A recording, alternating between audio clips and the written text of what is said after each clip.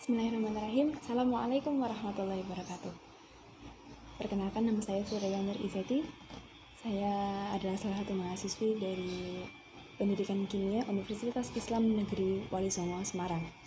Alhamdulillah, nahmaduhu wa nasta'inuhu wa nastaghfiruh wa na'udzu billahi min shururi anfusina wa min sayyiati a'malina may yahdihillahu fala mudhillalah wa may yudhlilhu fala hadiyalah.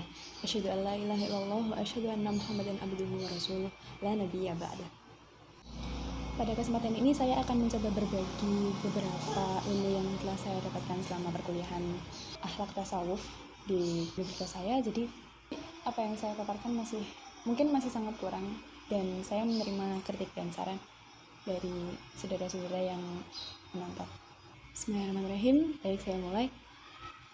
Pertama-tama sepertinya mungkin saudara-saudara dan teman-teman tidak asing lagi dengan pernyataan bahwa manusia itu tidak ada yang sempurna, pasti memiliki dosa, dan sebagainya.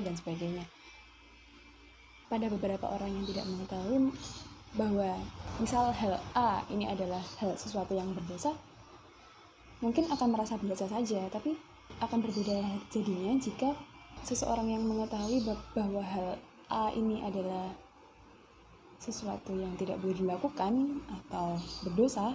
Umumnya orang yang mengetahui ini akan merasa menyesal. Lalu ia akan berjanji pada dirinya sendiri lah, minimal berjanji pada dirinya sendiri untuk tidak mengulangi kesalahan seperti hal A yang salah tadi atau hal B lainnya yang salah. Pokoknya segala macam kesalahan yang telah dia perbuat. Nah, kembalinya seseorang yang melakukan perbuatan hal buruk tadi kepada perbuatan yang jauh lebih baik, biasa disebut dengan taubat. Nah, misal nih ada si A ini suatu hari dia kedapatan mencuri, dan akhirnya oleh penduduk setempat dia dibawa ke kantor polisi. Nah, setelah mendapatkan vonis berapa bulan penjara seperti itu. Dari sini ternyata si A ini dia menyesali perbuatannya mencuri tadi. Akhirnya dia berniat untuk bertobat. Sebagaimana yang kita tahu, taubat itu harus dilandasi dengan penyesalan yang teramat sangat, lalu kita berjanji untuk tidak melakukannya lagi, kemudian terus mendekatkan diri kepada Tuhan agar kita terus ingat bahwa Tuhan itu tidak menyukai perbuatan-perbuatan buruk seperti itu, dan Tuhan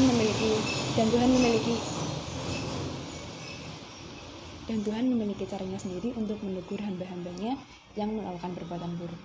Saya menemukan suatu kutipan yang menarik dari Imam Al-Ghazali, ya, pengarang kitab Ihya Ulumuddin yang sudah dikenal di mana-mana itu. Imam Al-Ghazali menyatakan bahwa taubat dari dosa adalah kembali kepada Zat yang maha menutupi aib dan yang mengetahui perkara gaib. Sekali lagi di sini ditekankan bahwa taubat itu ya itu tadi, kembali kepada Allah dan berjanji untuk menghindari jalan kesesatan. Taubat ini dapat diibaratkan sebagai modal atau pijakan awal untuk mendapat rahmat Allah, mendapat ridho Allah, mendapat pengampunan dari Allah atas dosa-dosa kita yang telah lalu. Dan bagi mereka yang telah mendapatkan derajat muqarrabin, atau muqarrabin ini dari kata qorib, yaitu artinya orang-orang yang mendekatkan diri. Taubat ini nanti jadi tempat asal mulanya orang-orang yang terpilih dan orang-orang yang terkasih. Dipilih oleh siapa dan dikasih oleh siapa? Ya, tentu saja dipilih dan dikasihi oleh Allah Subhanahu wa taala. Lalu gimana ya buat benar-benar merealisasikan taubat itu, taubat yang baik, benar-benar bikin kita yakin kalau kita benar-benar bertobat itu kayak gimana? Syekh Al-Islam Al-Ansari Al-Harawi, pemilik matan Manazil As-Sairin, berkata bahwa realisasi taubat ada 3 perkara. Yang pertama itu memandang berat suatu dosa. Yang kedua adalah merasa bahwa taubatnya itu belum sempurna, merasa bahwa belum sempurna pertaubatannya. Yang ketiga adalah mencari-cari alasan atas suatu dosa tersebut. Yang pertama, membesarkan nilai suatu dosa, membesar-besarkan suatu dosa atau memandang berat suatu dosa. Di sini yang dimaksud itu, misal ada contoh kayak gini, ada dua orang. Orang pertama, dia melakukan suatu dosa dan menganggap bahwa dosanya ini sepele, ini nggak apa-apa kok, bukan dosa berat kayak syirik, bukan dosa berat kayak tidak menghormati orang tua, itu kan bisa dosa besar tuh. Dia menganggapnya bahwa suatu hal yang telah dilakukan sama orang pertama ini, dia dosanya itu tidak besar. Jadi karena tidak memandang berat dosanya ini, akhirnya dia merasa aman untuk mengulanginya lagi, padahal itu mestinya tidak dilakukan.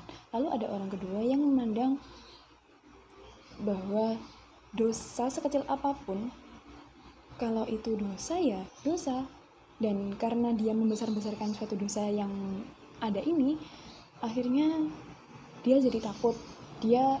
Lalu dia ingat, oh aku pernah melakukan hal berbohong sama temannya misal. Karena berbohong ini adalah dosa, akhirnya dia merasa takut, saya sudah melakukan dosa ini. Kalau nanti dosanya malah ternyata ganjaran dosanya lebih besar daripada yang saya bayangkan, gimana? Saya nggak mau ngelakuin dosa kayak gini lagi. Saya mau ngejauhin dosa-dosa yang telah saya lakukan, dan apapun dosa-dosa yang menghantui saya nanti di masa depan. Nah, dari sini bisa lihat bahwa kita bisa tahu kalau orang kedua ini mulai lebih besar peluang taubatnya menjadi nyata, menjadi terrealisasikan. Lalu berikutnya ada merasa bahwa pertobatannya ini belum sempurna. Akhirnya si orang kedua tadi yang dia berjanji untuk tidak melakukan dosa lagi karena merasa dosa apapun itu ganjarannya tidak kita ketahui dan ngerasanya sangat besar. Akhirnya dia bingung lagi, aduh ini tobat saya udah bener apa belum ya, saya kok merasa belum nyaman ini, hati saya belum tenang. Akhirnya dia memperbanyak zikir lebih daripada yang biasanya, pokoknya ibadahnya jadi kencang banget lah. Nah, di sini mulai naik lagi tingkatannya. Kita bisa ngerti kalau dari sini taubatnya ini bakal lebih besar diterima peluangnya sama Allah Subhanahu wa taala. Amin. Nah, sekarang kita bisa lanjut ke tanda-tanda diterimanya taubat. Dari apa yang sudah saya pelajari, ya sekali lagi saya ingatkan, saran dan kritik terbuka untuk video ini ya. Jadi ya silahkan ngirim pesan kepada saya. Ini Ukti ada referensi yang bagus, silahkan dibaca-baca gitu. Di antara tanda-tandanya sih mungkin beberapa buku bisa didata gitu, ada banyak banget kali ya. Tapi kalau dijadikan satu garis besar, secara garis besar gitu, yang pertama ini kalau misalnya ada orang yang tanda-tanda ya, seperti tadi saya bilang, tanda-tanda bahwa taubatnya ini diterima. Yang pertama, dia relasi teman-temannya yang lebih baik itu tambah banyak. Lalu dia juga dia tetap berteman dengan teman-teman yang dulu pernah mengajak dia ke hal yang berdosa atau kemaksiatan dan lain-lain seperti itu. Mungkin dia tetap menjalin komunikasi, tapi dia lebih sering bergaul dengan orang-orang yang baik. Lalu yang kedua, dia sering cemas terhadap azab Allah yang sudah dicantumkan di Al-Quran, yang sudah disabdakan Nabi. Lalu mungkin dia juga cemas taubatnya ini belum diterima, seperti yang tadi ya. Kalau taubatnya belum diterima, berarti kita harus kembali, kita harus zikir lagi, istighfar yang banyak, meyakinkan hati kita bahwa Allah itu maha pemaaf, Allah itu maha pengampun.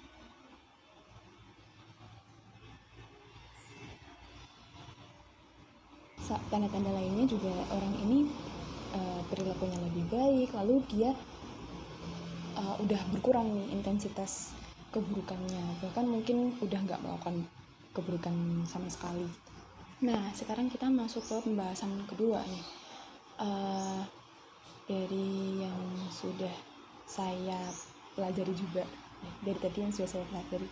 Ya, sekali lagi saya ingatkan, saran dan kritik terbuka, silahkan mengirim pesan kepada saya apabila saya sekiranya saya memerlukan referensi yang lain. Jadi kita di sini juga ada namanya, mungkin teman-teman juga udah pernah dengar kali ya, paham mahabbah. Nih, saya ini ilmu yang benar-benar baru saya dapatkan di perkuliahan saya semester 2 ini di Universitas Islam Negeri Wali Songo Semarang. Mahabbah ini asal katanya dari habba yuhibbu muhabbatan, yang artinya cinta. Nah, ya kan yang bisa bahasa Arab, saya kurang bisa soalnya. Dan secara harfiah ini tuh artinya cinta atau kecintaan atau mencintai secara mendalam. Untuk pengertian dari segi tasawufnya nih, mahabbah itu sama oleh Al-Qushairi diartikan sebagai kondisi suatu jiwa atau keadaan di mana suatu jiwa yang mulia yang bentuknya adalah disaksikannya kemutlakan Allah Subhanahu wa taala oleh seorang hamba, lalu selanjutnya yang dicintai menyatakan cinta kepada yang dikasihi, dan yang seorang hamba mencintai Allah Subhanahu wa taala. Agak bingung ya? Ya saya juga agak bingung sih, tapi setelah saya baca-baca lagi, ada lagi ini lebih ke kesimpulan yang bisa kita ambil dari pengertian Al-Qushairi tadi itu. Mahabbah ini adalah suatu keadaan jiwa yang mencintai Tuhan, yang mencintai Allah dengan sepenuh hati, kayak kepuasan, kesenangan batin ya gitu. Saya juga nemu ternyata hubungan taubat dan mahabbah ini dekat. Ada yang bilang juga kalau mahabbah ini kayak tingkatan tertinggi dalam tasawuf gitu. Jadi kayak gini, taubat kita tadi kan kayak si satu orang yang dia tobatnya terrealisasikan. Nah, dia ini kan sudah mendapat ketenangan jiwa dari kedekatannya dia sama Allah Subhanahu wa taala tadi kan. Nah, terus kan kalau udah tenang batinnya, nyaman kayak gitu kan jadi terbiasa. Nah, dari sini itu muncul kecintaan yang besar untuk beribadah, untuk mendekatkan diri pada Allah, meninggalkan hal-hal yang duniawi, tingkatan cinta yang paling tinggi gitu. Bahasan yang selanjutnya saya dapatkan itu ada tokoh yang mengembangkan paham mahabbah ini. Di situ sih tertulisnya hampir semua literatur pencetus atau yang mengembangkan paham ini itu tuh seorang wanita yang namanya Rabi'ah Al-Adawiyah. Nah, beliau ini dulu itu ternyata setelah saya baca-baca, dulu itu beliau adalah budak yang dibebaskan sama tuannya.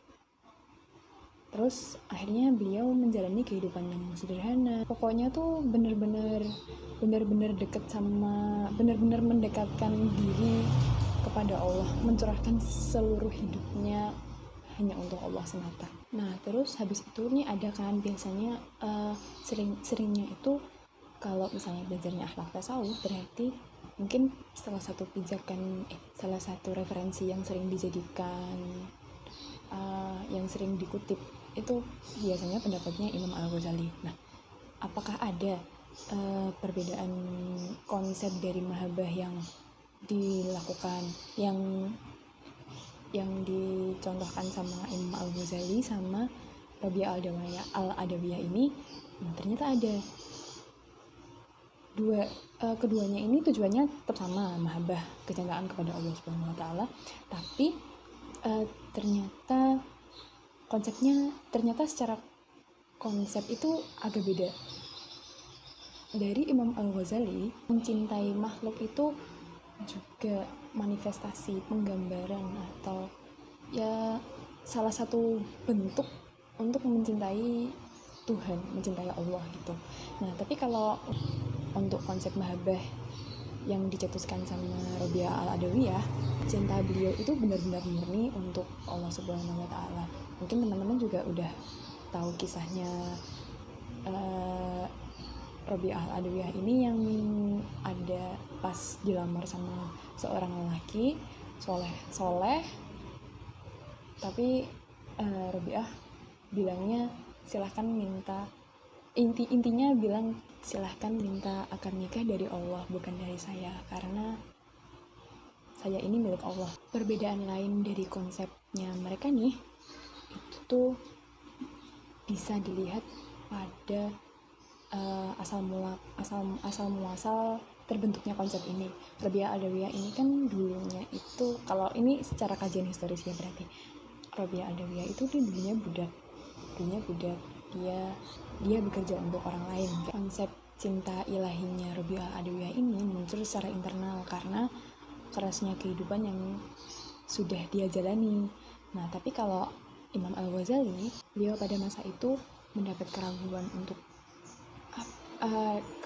dan ingin tahu sebenarnya kebenaran yang hakiki itu seperti apa, dan juga ditantang nih sama beberapa teolog yang gak yakin, yang mereka itu menolak mentah-mentah konsep cinta ilahi, cinta Tuhan. Terus kemarin ada pertanyaan menarik nih, kemarin kan lagi masa pandemi, ada pertanyaan itu yang mengajukan gimana menanggapi COVID-19 ini dengan taubat dan mahabbah. Nah, setelah dilakukan pencarian, nyari literatur yang terkini, ternyata taubat ini bisa dijadikan dasar psikoterapi.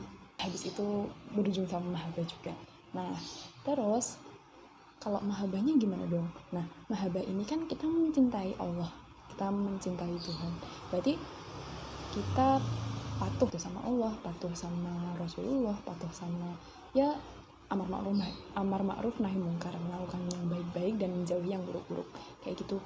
Salah satunya ini dengan tetap di rumah aja, jangan kemana-mana, karena sesuai anjuran Rasulullah SAW, kalau misalnya di suatu tempat itu ada wabah, jangan ke sana. Tapi kalau misalnya tempat kalian ada wabahnya, kalian jangan kemana-mana. Oke. Jadi sekian dari saya. Sekali lagi, video ini terbuka lebar untuk kritik dan saran. Saya mengerti masih banyak kekurangan yang harus ditambal di sana sini. Terima kasih sudah mendengarkan saya. Wassalamualaikum warahmatullahi wabarakatuh.